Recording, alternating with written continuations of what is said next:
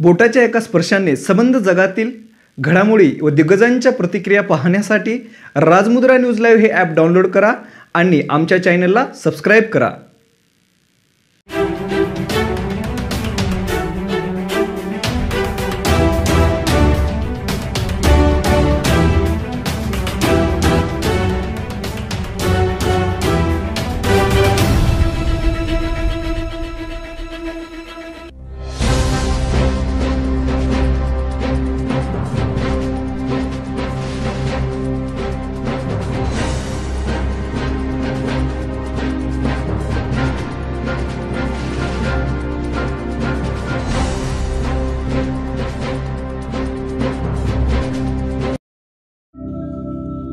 शब्दांना वर्तनातून कृतीत आणणारी माणसं पाहिली की नवल वाटतं. अशाच शब्दप्रभू असणाऱ्या प्रख्यात स्त्रीवादी लेखिका आणि मराठवाडा साहित्य संमेलनाच्या पूर्वाध्यक्षा डॉक्टर वृषाली किन्हाळकर. कन्या भ्रूणहत्या म्हणजे मानवजातीला लागलेला कलंक. हा कलंक दूर करण्यासाठी त्यांनी केलेले प्रयत्न या काळात पाहिले, वाचले तेव्हा या शब्दांमागच्या कृतीला वंदन करावं वाटलं. कन्या भ्रूणहत्येविरुद्ध सातत्याने प्रबोधन करणाऱ्या, एकाच मुलीवर आपले कुटुंब मर्यादित ठेवणाऱ्या कवयित्री आणि स्त्री रोग चिकित्सक डॉक्टर वृषाली किन्हाळकर आज नवरात्री निमित्त नांदेडची नवरत्ने या विशेष कार्यक्रमात संवाद साधणार आहोत. नमस्कार, मी डॉक्टर वृषाली किन्हाळकर. राजमुद्रा न्यूजच्या ह्या माध्यमातून मी आज नवरात्राच्या काळामध्ये तुम्हा सगळ्यांशी संवाद साधते आहे. खरं म्हणजे कोणाला उपदेश करावा किंवा काही सल्ला द्यावा अशा हेतूने मी इथं आलेली नाही आहे. मी फक्त इथे नवरात्राच्या काळामध्ये तुम्हा सगळ्यांना माझ्या आयुष्यातल्या काही अनुभवातून इतकंच सांगणार आहे की आपण जर ठरवलं तर आपण ती गोष्ट करू शकतो. फक्त मुद्दा हा महत्त्वाचा आहे की तुमचा विचार काय आहे आणि तो विचार तुम्हाला स्वतःला किती पटलेला आहे पहिल्यांदा. आणि मग तो विचार जेव्हा तुम्हाला स्वतःला पटलेला असतो तेव्हा तुम्ही त्या विचाराशी प्रामाणिक राहून त्यानुसार काम करू शकता. तर ह्या काळामध्ये मला फार महत्त्वाचं वाटतं हे सांगणं. खरं तसं तर स्वतःबद्दल सांगायचं म्हटलं तर मला अनेक पैलूंवर बोलता येईल. एक पैलू म्हणजे माझ्या डॉक्टर असण्याचा, एक पैलू म्हणजे माझ्या पतींचं राजकारणामधलं कार्य, तिसरा पैलू म्हणजे आमचा दोघांचा आंतरजातीय विवाह, किंवा चौथा पैलू माझं लेखन. पण मी ह्या सगळ्यांच्या पलीकडे जाऊन आज एका वेगळ्या मुद्द्यावर तुमच्याशी बोलणार आहे. त्याचं कारण असं आहे की सध्या नवरात्राची पूजा, नवरात्रामध्ये जागोजागी गावोगावी आपण देवीची पूजा करतो आहोत. आणि देवीची पूजा करतानाच आपण वास्तवामधल्या जगणाऱ्या साध्या सुध्या स्त्रिया, त्यांच्यामध्ये असणारं एखादं काहीतरी वैशिष्ट्य किंवा त्यांचा गुण किंवा त्यांचं कार्य याच्यावर सुद्धा प्रकाश टाकणारे अनेक कार्यक्रम आपण पाहतो आहोत. मला असं वाटतं की जेव्हा आपण सगळ्याच लोकांनी, समाजाने असं मी म्हणेन, स्त्री पुरुषांनी प्रत्येकानंच जर स्त्रीचा आदर करायचा आहे, स्त्रीमधलं जे देवत्व आहे त्याच्यावर प्रकाश टाकायचा आहे किंवा स्त्रीच्या गुणांची चर्चा करायची आहे, तर मला असं वाटतं की स्त्री जन्मायला हवी ना पहिल्यांदा. आणि एक काळ मी असा पाहिलेला आहे आपल्या देशामध्ये की ज्या काळामध्ये मुलीचा जन्म कुणालाच नकोसा होता. आणि मी त्या काळाबद्दल तुमच्याशी बोलणार आहे. तो काळ म्हणजे मला असं वाटतं की अतिशय काळकुट्ट असं ते आपल्या देशाच्या इतिहासातलं पान आहे. बरं, ते इतिहासातलं पान नुसतं काळकुट्ट असलं असतं आणि तो खरोखर इतिहास असला असता तरी देखील मी आज जास्त त्यावर बोलले नसते. पण दुर्दैवाची गोष्ट अशी आहे की ह्या इतिहासातल्या ह्या काळ्याकुट्ट पानाची आजही काळी छाया कुठे कुठे मला दिसते आहे. आजही खळखळ न करता निखळ मनाने मुलीचं स्वागत होतं आहे का, याचं उत्तर अगदी निर्भीडपणे हो असं कोणी देऊ शकत नाही. आजही आपल्याकडे मुलगी केव्हा हवी आहे, जेव्हा आधी एक घरामध्ये मुलगा आहे. एक मुलगा झाल्यानंतरच्या मुलीचं स्वागत सगळ्या घरांमध्ये होत आहे. पण एक मुलगी झाल्यावर दुसऱ्यांदा मात्र सगळ्यांना मुलगा हवा असतो. आणि हा जो विचार आपल्या प्रत्येकाच्या घरामध्ये आहे, हा विचार म्हणजे मला असं वाटतं की आपण जे नवरात्रीमध्ये करतो त्याच्या अगदी विरोधात जाणारं हे आपलं रोजचं वागणं आहे. आणि याच्याबद्दलच मला बोलावंसं वाटतं. मी स्वतः एक काळ असा पाहिलेला आहे की ज्या काळामध्ये अनेक घरी मुलीच्या पाठीवर मुलगी, मुलीच्या पाठीवर मुलगी, मुलीच्या पाठीवर मुलगी अशा 4 मुली, 5 मुली, 6 मुली, 7 मुली घरामध्ये व्हायच्या. त्या काळामध्ये बायका अगतिक होत्या. त्या फक्त देवाची प्रार्थना करायच्या, व्रतवैकल्य करायचे की बाबा देवा माझ्या पोटी एक मुलगा दे. हा काळ पाहिलेला आहे. लहानपणीच्या अनेक गोष्टी आठवतात. आम्ही आमच्या आईला झालेल्या 4 मुली, एका पाठोपाठ 4 मुली आम्ही आमच्या आईला झालो. पण मला आठवतं आमच्या वडिलांनी त्यांच्या पूर्ण 80 वर्षाच्या आयुष्यामध्ये मी माझ्या वडिलांच्या कपाळावर एक सूक्ष्म आठी देखील कधी पाहिली नाही.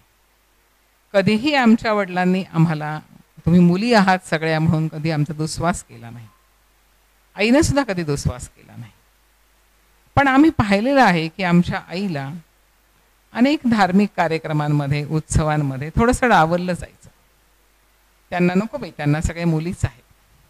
एखाद्या घरी कुठे लग्न समारंभामध्ये जावयाचं औक्षण असेल तर आमच्या आईला थोडंसं बाजूला ठेवलं जायचं आणि कुजबूज ऐकू यायची बारीकशी की नको बाई, त्यांना सगळ्या मुलीच आहेत. आणि पाहिलेलं आहे की कधी कधी आमची आई उदास असायची, कधी आमची आई रडायची एकटी कोपऱ्यामध्ये. आम्ही लहान होतो, आम्हाला समजायचं नाही त्याचा अर्थ. आणि आमची आई त्या काळामध्ये उखाण्यामध्ये बायका नावं घ्यायच्या नवऱ्याचं. तर आमची आई अशी बुद्धिमान, अतिशय रसिक, अतिशय चांगलं वाचन करणारी विचारी बाई होती. आणि ती उखाण्यामध्ये असं म्हणायची की नका बायांनो हिणवू, नका दाखवू मुलांचा तोरा, माझ्या कुशीत बघा निजली उद्याची ही इंदिरा. तुम्ही ह्या 2 ओळीमधल्या प्रत्येक शब्दाकडे व्यवस्थित पहा. तुम्हाला काय जाणवतं बघा की नका बायांनो हिणवू, नका दाखवू मुलांचा तोरा. म्हणजे काय की ती त्या 50-60च्या दशकामधली एक साधी बाई जी 10वी पास सुद्धा झालेली नाहीये, 10वी पर्यंत शिकलेली नाहीये, ती बाई म्हणते की नका बायांनो हिणवू. म्हणजे हिणवता कोण? बायका हिणवतात. कुणाला हिणवतात? जिला मुलगी आहे, मुलीच आहेत तिला. म्हणून ती म्हणते आहे की नका बायांनो हिणवू, नका दाखवू मुलांचा तोरा. हे का म्हणते आहे ती? कारण की मुलगा होण्यामध्ये कुणाचंही कर्तृत्व नसतं. तो एक जीवशास्त्रीय ती एक घटना असते. तिच्यामध्ये कुणाचाही अधिकार चालत नाही, कुणाचीही इच्छा तिथे चालत नाही. म्हणून ती म्हणायची की नका दाखवू मुलांचा तोरा. असं अगतिकपणे किंबहुना मी असं म्हणेल की विनम्रपणे विनवणारी ती बाई पुढच्या 2 ओळींमध्ये काय म्हणते बघा तुम्ही. पुढे ती म्हणते की माझ्या कुशीत बघा निजली उद्याची ही इंदिरा. इंदिरा ह्या शब्दाचे 2 अर्थ तिथे मला अभिप्रेत आहेत. आईच्या मनात काय होतं मला माहीत नाही. इंदिरा ह्या शब्दाचा अर्थ आहे लक्ष्मी. हे इंदिरा हे लक्ष्मीचंच एक रूप आहे, लक्ष्मीचंच एक नाव आहे. म्हणून माझी आई म्हणायची की माझ्या कुशीत कोण निजलं आहे.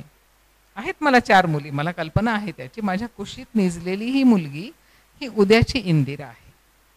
दुसरा अर्थ मला असा वाटतो, जेव्हा मी त्या काळाकडे पाहते, तो काळ म्हणजे साधारण 62-63चा काळ होता.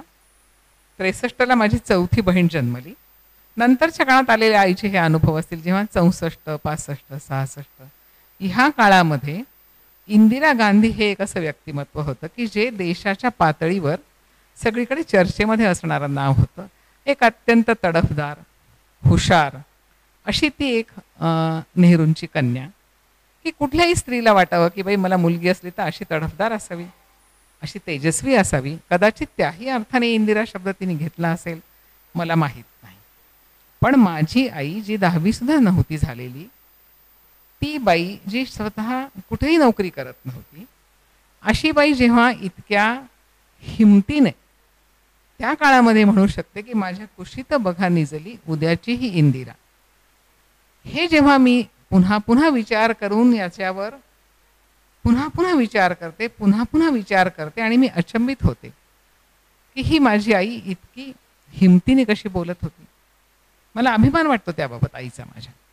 आणि त्याच्यानंतर मी जो डॉक्टर झाल्यानंतर काळ पाहिला, साधारण मी 87-88 पासून बघू लागले की मुलगी झाली की शांतता, मुलगी झाली की स्तब्धता, मुलगी झाली की नाराजी, दुसऱ्यांदा मुलगी झाली की दवाखाना बदलायचा.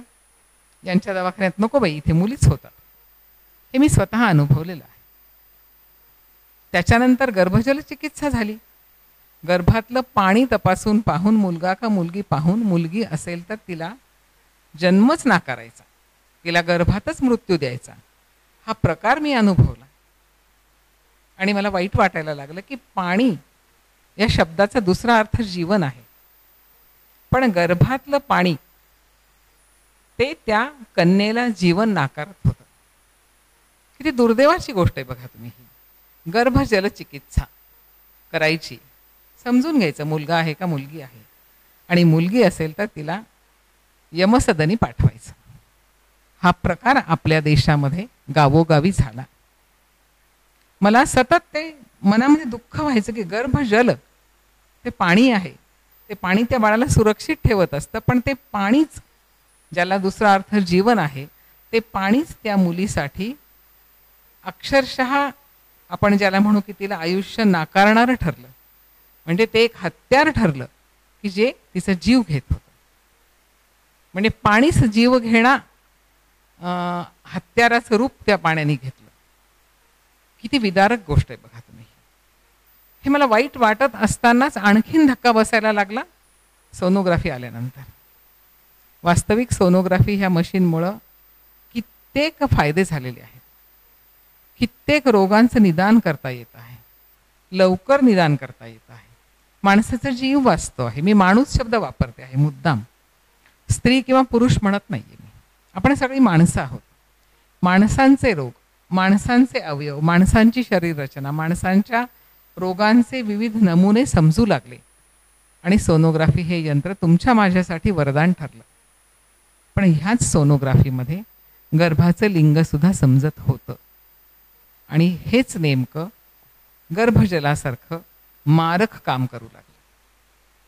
जे यंत्र लहान मुलांमध्ये व्यंग समजण्यासाठी आहे की गर्भातच व्यंग समजलं तर विचार करता येईल आईवडिलांना की हे बाळ जगणार आहे का नाही, आणि हे जगणारच नसेल बाळ, याला कशाला जन्म द्यायचा. पण त्याचा उपयोग असा होऊ लागला की मुलगा आहे का मुलगी आहे बघायचं आणि सर्रास मुलींची यमसदनी रवानगी करायची. कोट्यावधी मुली आपल्या देशात मारल्या गेल्या. प्रत्येक वेळेस मला प्रचंड दुःख व्हायचं, वाईट वाटायचं, आक्रोश करायचं माझं मन. मी सगळ्यांना समजावून सांगत राहायची. आणि त्याच्या आधी मी एक गोष्ट केली. साधारण 1984ला माझं लग्न झालं. माझं आंतरजातीय प्रेमविवाह आहे. मी माहेरी ब्राह्मण आहे, माझं आडनाव शास्त्री आहे. इकडे मी किन्हाळकरांच्या घरामध्ये आले जे मराठा समाजाचे आहेत. आमच्या घरामध्ये राजकारण, माझे सासरे स्वातंत्र्य सेनानी भुजंगरावजी पाटील किन्हाळकर हे स्वातंत्र्य सेनानी, अतिशय चांगल्या विचारांचे, प्रगत विचारांचे, स्त्रियांच्या शिक्षणाबद्दल ज्यांना अतिशय ममत्व, आणि त्यांनी फार मोठं काम करून दाखवलेलं आहे. आज भोकरमध्ये मोठी शाळा आहे, मंजुळाबाई किन्हाळकर मुलींचे विद्यालय, कॉलेज आहे दिगंबरराव बिंदू स्मारक समितीतर्फे चालवलेलं. हे सगळं बाबांचं कार्य आहे. आणि बाबा त्यांच्या काळामध्ये शिक्षण सभापती, त्यांनी खूप चांगला कार्यकाल 1962 ते 72 काढलेला आहे. अतिशय प्रामाणिक आणि मेहनती असं ते एक राजकारणी व्यक्तिमत्व, दूरदर्शी व्यक्तिमत्व. आणि त्यांचे चिरंजीव डॉक्टर माधवराव किन्हाळकर म्हणजे माझे पती. ह्या घरामध्ये आल्यानंतर मी जेव्हा पाहू लागले, बाळणपण मी करायची, बाळणपण झालं, मुलगी झाली की सगळे लोक शांत, नाराज, कुठेही हास्य, कुठेही स्मितहास्य, आनंद मला दिसायचा नाही. आणि हे मी पाहत गेले, मला वाईट वाटायचं. त्यातल्या त्यात सिझेरियन झालं आणि मुलगी झाली तर मग फारच वाईट वाटायचं लोकांना. आणि मग ते तशी माणसं दुसऱ्या वेळेस माझ्याकडे यायची नाही की बाईंच्याकडे सिझर झालं आणि पुन्हा मुलगी झाली, मग आता हा दवाखाना बदलायचा दुसऱ्या वेळेला. हे अनुभव मी घेत होते, गर्भजल चिकित्सेचे प्रकार पाहत होते. आणि त्या काळामध्ये मी जेव्हा गर्भवती होते तर मला मनापासून असं वाटलं की मला मुलगी झाली पाहिजे, म्हणजे मला हे काम आयुष्यभर करता येईल, प्रबोधनाचं काम. आणि समजा जर मला मुलगा झाला असता तर मला हे बोलता आलं नसतं इतकं, कारण मग मला बायका म्हणाले असते की बाई तुम्हाला मुलगा आहे, त्यामुळे तुम्हाला ते दुःखच माहीत नाही मुलगा नसण्याचं, त्यामुळे तुम्ही आम्हाला उपदेश करून उपयोग काय. मला मनापासून वाटायचं मला मुलगी व्हावी आणि खरंच मला मुलगी झाली. मला फार आनंद झाला. हे काम करण्यासाठी मला माझ्या मुलीच्या जन्मामुळे एक आवाज मिळाला कणखर, आणि मग मी बोलायला सुरू केलं, मी लिहायला सुरू केलं. मी कृतीमध्ये माझ्या हॉस्पिटलमध्ये सतत स्त्रियांचं पुरुषांचं प्रबोधन करायची की मुलीच्या जन्माचं स्वागत करा. आणि हा आवाज मला केवळ मला मुलगी असल्यामुळे आला. आणि मला सगळ्या बायकांना हे सांगायचं आहे की तुम्ही जर ठरवलं मनामध्ये की मलाच कन्या जन्माचं स्वागत करायचं आहे, मला कन्येच्या जन्माचं सार्थक करायचं आहे, आणि मला मुलगा मुलगी हा भेद मानायचाच नाही आहे, तर आपण शांतपणे सुद्धा आपल्या कुटुंबामध्ये हा विचार पटवून देऊ शकतो, जे मी करू शकले. माझ्यासाठी अवघड होतं. एकतर माझा आंतरजातीय विवाह होता, दुसरी गोष्ट माझ्या घरामध्ये राजकारण होतं. एका राजकारणी कुटुंबामध्ये, ते पण मराठा समाजामध्ये, एका मुलीवर कुटुंब मर्यादित ठेवायचं हा विचार रुजवणं तसं साधारण 1987-88 साली अवघड होतं. पण मी ते करू शकले. जर मी करू शकले तर मला असं वाटतं प्रत्येक बाई ठरवलं तर हे करू शकते.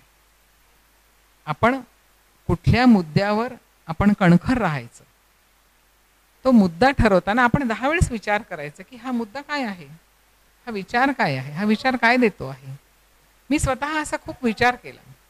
मी माझ्याच मनाला अनेक प्रश्न विचारले आणि माझ्या लक्षामध्ये आलं की माझं काम आहे हे मुलगी जन्माचं स्वागत मनापासून करायचं आणि इतरांना करायला लावायचं. आणि मला मुलगी झाल्यामुळे मला हे शक्य झालं. मला ही विचारणा झाली नाही असं नाही. माझी मुलगी 4-5 वर्षाची झाल्यानंतर घरामध्ये सुरू झालं की आता होऊ दे मुलगा, होऊ दे मुलगा. आणि प्रत्यक्ष असं अगदी खूप स्पष्ट बोलणं जरी नाही झालं तरी सासरे माझे, मी त्यांना नमस्कार केल्यानंतर पुत्रवती भव असा आशीर्वाद द्यायचे. आणि ते स्वाभाविक होतं. त्यांच्या दृष्टीने आपण विचार केला तर ते त्यांच्या दृष्टीने योग्य होतं की तो काळच तसा होता ना. पण मग मी असं म्हणायची बाबांना आमच्या की बाबा काय गरज आहे मुलाची. मग बाबा म्हणायचे असं कसं, मुलगा पाहिजे. आणि योगायोगाने असं झालं की माझे पती डॉक्टर किन्हाळकर यांना राजकारणामध्ये तिकीट देऊन निवडणूक लढवण्याची संधी, पहिल्यांदा ते निवडून आले. ह्या सगळ्या संधी आदरणीय शरद पवारांमुळे मिळाल्या. आणि पवार साहेबांनी स्वतःचं कुटुंब एका मुलीवर मर्यादित ठेवलेलं होतं. आणि ह्या गोष्टीचा मला अप्रत्यक्ष फायदा झाला. माझा राजकारणाशी तसा प्रत्यक्ष संबंध नाही. मी राजकारणामध्ये कुठेही फार हिरिरीने काम वगैरे कधी केलेलं नाही आहे. मी त्या राजकारण ह्या क्षेत्रापासून अतिशय दूर आहे. परंतु पवार साहेबांचा फोटो आमच्या घरामध्ये होता, मोठा फोटो त्यांचा बैठकीमध्ये होता. जेव्हा जेव्हा माझे सासरे किंवा माझ्या सासूबाई हा विषय काढायचे, मला पवार साहेबांच्या त्या फोटोचा खूप मदत झाली. त्यांचे खरं म्हणजे मी ऋण व्यक्त करते की त्यांचं माझं कधीही ह्या बाबतीमध्ये कुठलंही संभाषण होण्याचा दुरान्वये संबंध नाही, कारण मी त्या क्षेत्राशी संबंधितच नाही आहे. राजकारणामध्ये मला रस नाही. मी त्या विषयावर कधी बोलत नाही. कधी कुठल्या राजकीय कार्यक्रमांना देखील माझी हजेरी कधीतरी क्वचितच असेल. त्यामुळे त्यांच्याशी ह्या विषयावर बोलण्याचा माझा कधी संबंधच आला नाही. पण त्यांचा फोटो जो आमच्या घरामध्ये मोठा अगदी बैठकीमध्ये फोटो होता, त्याचा फायदा मात्र मला सासूबाईंना आणि सासऱ्यांना उत्तर देताना व्हायचं की जिथे मला थोडासाही उद्धटपणा करावा लागला नाही. कधी असं कधी दिसलं नाही की मी त्यांना काही उलट बोलते आहे, अशी वेळच माझ्यावर आली नाही. मी फक्त काय करायची, त्यांनी विषय काढला की मी हसायची आणि त्या फोटोकडे बोट दाखवायची. मी म्हणायची त्यांच्याकडे बघा आणि मग तुम्ही ठरवा बाकीचं. ते किती मोठे आहेत, सर्व अर्थाने ते मोठे आहेत. ते जर हा निर्णय घेऊ शकतात तर आपण का नाही घेऊ शकत. आणि असं म्हटल्यानंतर मग स्वाभाविकच बाबा पण काही बोलायचे नाही, सासूबाई पण काही बोलायच्या नाही. आणि मग कुठलीही कटुता न येता कधीही मला माझी मर्यादा ओलांडावी लागली नाही, कधी कुठला वाद करावा लागला नाही. त्याचं कारण असं की डॉक्टर किन्हाळकरांनी माझ्या या विचाराला पूर्ण दुजोरा दिला. ते मला म्हणाले तुला हा विचार पटतो आहे ना, मग मी पती म्हणून तुझ्यासोबत आहे. त्यामुळे आपल्या आयुष्यामध्ये सगळ्याच स्त्रियांना मी ह्या नवरात्राच्या निमित्ताने सांगेन की हा एकच विचार मी म्हणत नाही, जो कुठला विचार तुमच्या मनामध्ये आहे संसार करताना, आयुष्य जगताना माणूस एक विचार घेऊन जगत असतो.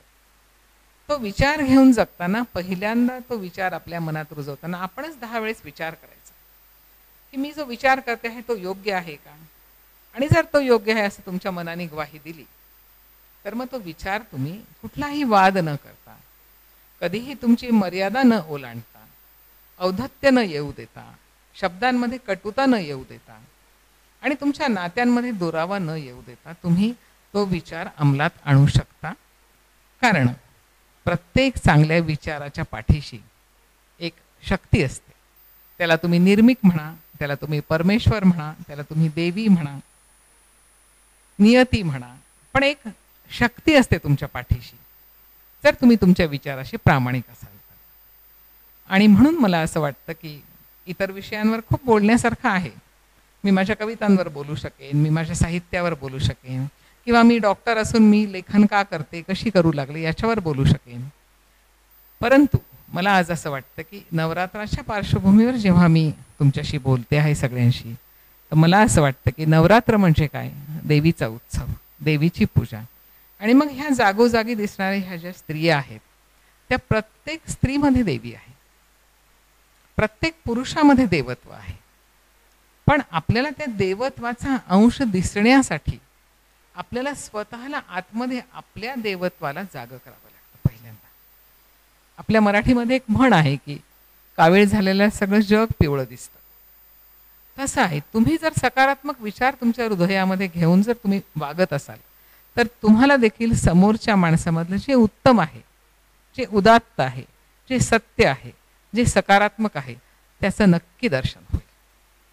आणि म्हणून कुठलाही विचार असो तुमचा, त्या विचाराच्या पाठीमागे पहिल्यांदा तुम्ही स्वतः पुनरावृत्ती केली पाहिजे की मी हा जो विचार करते आहे तो योग्य आहे की अयोग्य आहे.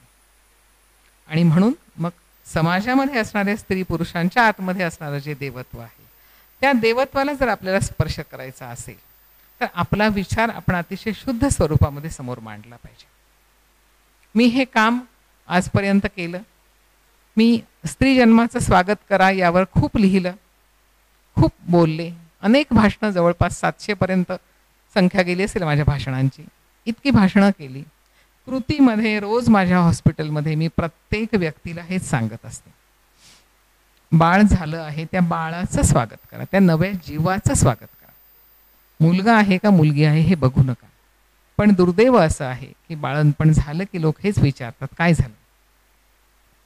मुलगा झाला म्हटलं की फार आनंद दिसतो, मुलगी झाली म्हटलं की आजही स्तब्धता दिसते. ती स्तब्धता मला दुखावते, मला वाईट वाटतं, त्यात स्तब्धतेचं वाईट वाटतं मला असं वाटतं की मुलगी झाली म्हटल्यावर तितकाच आनंद त्यांच्या चेहऱ्यावर मला दिसायला पाहिजे, पण आजही तो मला दिसत नाही याचं मला वाईट वाटतं. आणि म्हणून मी जोपर्यंत मला आयुष्य आहे तोपर्यंत मी हेच सांगत राहील सगळ्यांना की कन्या जन्माचं निखळ स्वागत करा. निखळ म्हणजे कसं, पहिला मुलगा आहे म्हणून मुलगी झाल्यावर आनंद, तो कृतक आनंद आहे, तो व्यवहारी आनंद झाला. पण पहिली मुलगी झाल्यावर जर तुम्ही निखळ आनंद व्यक्त करत असाल आणि नंतर पुन्हा मुलग्याचा आग्रह धरत नसाल तर तो खऱ्या स्वागताचा एक आविष्कार आहे की ते मुलीचं खरं स्वागत आहे. आणि ते स्वागत घरोघरी व्हावं असं मला वाटतं. आणि म्हणून नवरात्रामध्ये मी तुम्हाला सगळ्यांना हेच सांगेन की सगळ्या प्रकारे आयुष्यामध्ये अनेक अनुभव तुम्हाला मला येत असतात, पण आपल्या विचाराशी प्रामाणिक राहा. आणि सगळ्यांनीच प्रत्येक थरातल्या, प्रत्येक जातीतल्या, प्रत्येक धर्मातल्या, जगाच्या पाठीवरच्या सगळ्या स्त्री पुरुषांना मी असं म्हणेन की कन्या जन्माचं स्वच्छ मनाने, शुद्ध मनाने स्वागत करा. आणि त्यातच आपलं माणूसपण आहे. आणि जर आपल्याला नवरात्र उत्सव करायचा असेल, देवीची पूजा करायची असेल तर देवीला सुद्धा हेच अभिप्रेत आहे की मुलगा मुलगी समानता माना आणि ज्या जीव जन्माला आलेला आहे त्या जीवाचं लिंग मुलगा आहे का मुलगी आहे हे न पाहता नव्या जीवाचं स्वागत करा. मला वाटतं नवरात्राचा खरा अर्थ हाच आहे. कारण नवरात्र हे जागरण आहे. काय केलं देवीने? नवरात्र आपण का करतो की राक्षसांशी लढली ती 9 दिवस. आणि म्हणून जागरण तर हे वैचारिक जागरण की जे राक्षस जगामध्ये दिसतात आपल्याला, विचारांचे राक्षस येतात. मुलगाच हवा हा सुद्धा एक विचार जो आहे हा अतिरेकी विचार आहे. आणि गौतम बुद्धांनी सांगितलेलं आहे, तुम्हाला सगळ्यांना माहीत आहे. एकदा गौतम बुद्धांच्या एका शिष्याने त्यांना विचारलं होतं की मला हे सांगा की विष म्हणजे काय, किंवा व्हॉट इज पॉयझन. तर बुद्धांनी फार सुंदर उत्तर दिलं होतं. ते म्हणाले होते की anything in excess is poison. मला असं वाटतं की ही गोष्ट तुम्ही सगळ्यांनी लक्षात ठेवावी. Anything in excess is poison. त्याच्यामुळे मुलगा असावा हा विचार ठीक आहे, मुलगाच पाहिजे, मुलगा झालाच पाहिजे, हे जेव्हा आग्रह वाढत जातो ना, त्या साध्या विचाराचं राक्षसी विचार होऊन जातो.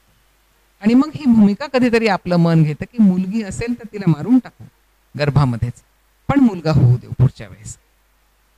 असा जो हा विचारांचा राक्षस आपल्या मनामध्ये तयार होतो, त्या राक्षसाला आपल्याला वाढू द्यायचं नाही. आपल्या विचारांचं जागरण चालू ठेवायचं आहे आपल्याला. केवळ नवरात्राचे 9 दिवस नाही, गर्भवतीचे 9 महिने ते देखील नाही म्हणत मी म्हणते आयुष्यभर हे आपल्या मनात जागरण असलं पाहिजे की असं कुठल्याही अतिरेकी आग्रही विचाराला तुम्ही पोषण करत राहिला तर त्याचा राक्षस तयार होतो. मुलगा असावा याबद्दल माझंही तुमत नाही. असू द्या ना, तुम्हाला आवडतो मुलगा, ओके, काही हरकत नाही, छान आहे, पण मुलगाच पाहिजे. येनकेन प्रकारे मुलगा झाला पाहिजे. मुलगी असेल तर गर्भलिंग निदान करून तिला यमसदनाला पाठवायचं आणि पुढच्या वेळेस मुलगा व्हावा यासाठी प्रयत्न करायचे. हा मात्र अतिरेकी विचार तुमच्या माझ्या माणूसपणाला बोट लावणार आहे, गालबोट लावणार आहे. त्यामुळे अशा कुठल्याही अतिरेकी विचारापासून दूर राहणं हे खऱ्या उन्नत आणि आपण ज्याला म्हणून निरोगी समाजाचं लक्षण आहे. तर माझ्यापुरतं मी आज इतकंच सांगेन की मुलगी जन्माचं स्वच्छ मनाने स्वागत करा. तुमच्याही घरामध्ये लक्ष्मी येऊ द्या आणि सगळ्यांनाच जिथे जिथे जाल तिथे तिथे ह्या विचाराची पेरणी करा. खऱ्या अर्थाने तीच लक्ष्मीची पूजा आहे, तीच देवीची पूजा आहे, तोच नवरात्राचा उत्सव आहे. मला इथं बोलवलं त्याबद्दल राजमुद्रा न्यूजचे मी आभार मानते आणि आपली रजा घेते. धन्यवाद. सर्वांना नवरात्रीच्या शुभेच्छा. ताज्या घडामोडी पाहण्यासाठी राजमुद्रा न्यूज लाईव्हला सबस्क्राईब करा, बेल आयकॉन